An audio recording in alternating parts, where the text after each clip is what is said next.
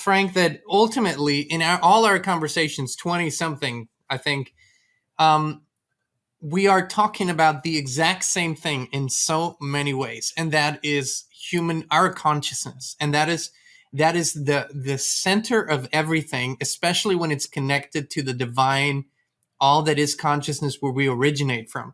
Now, these beings that seem so powerful, they have no creative power. They can only take something and copy and copy and copy and copy. Now, they're really good at that, and they will literally jam the field with as many copies as necessary for you to focus on that. Frank, why do people, the things we talk about, certain things we talk about, others talk about as well. And they're not, it's not like we're the only ones who have this information.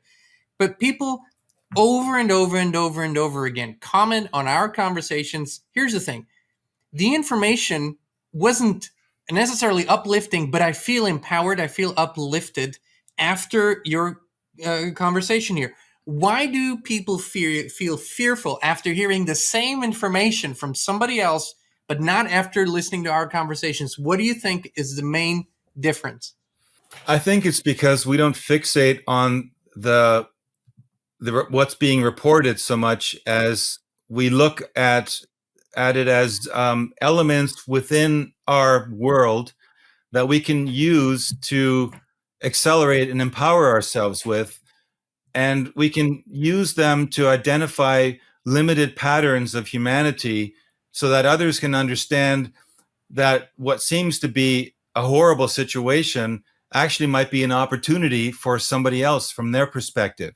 And, as gruesome, okay, as it might be, some of these opportunities, let's say Lahaina, is not a very nice way to look at an opportunity, right? But every single person that was directly affected by Lahaina has an opportunity to look at that situation as something which could empower him moving forward, because obviously they're going to have to rise above a situation that has created so much devastation for them that they have to reach inside to find out what is the reason for really living, at this point. Like, if they've built their lives around what was in the matter around them, then and the matter's now gone, they have to redefine who they are. So the people in Lahaina could be propel themselves consciously to a whole nother mental level. So I think when we're talking about these kinds of things, we're just trying to talk about them in terms of, let's not get caught up in the negativity about it. Let's just say, look, this is what's happened. These are the patterns. We saw some of those pictures of the ancient, empty cities and the mud floods and stuff.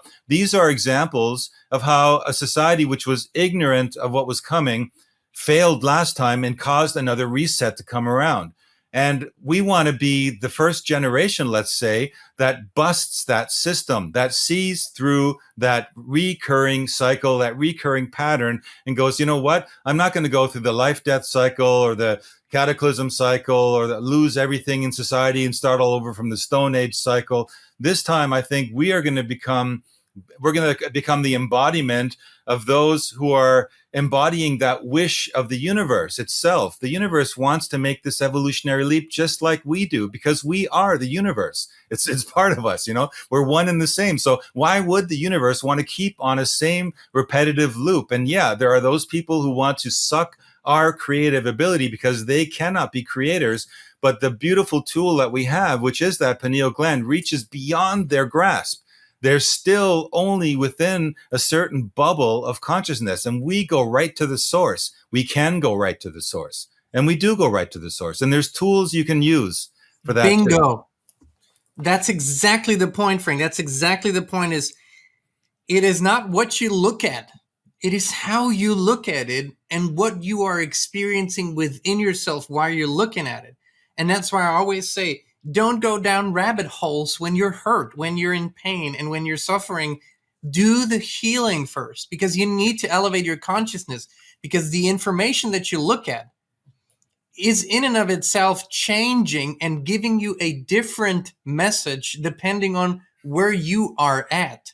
So you can get from that message despair, and you can get only hopelessness, or you can get a much clearer picture and you can get empowerment for positive thoughts, positive actions. That's the whole point of this game.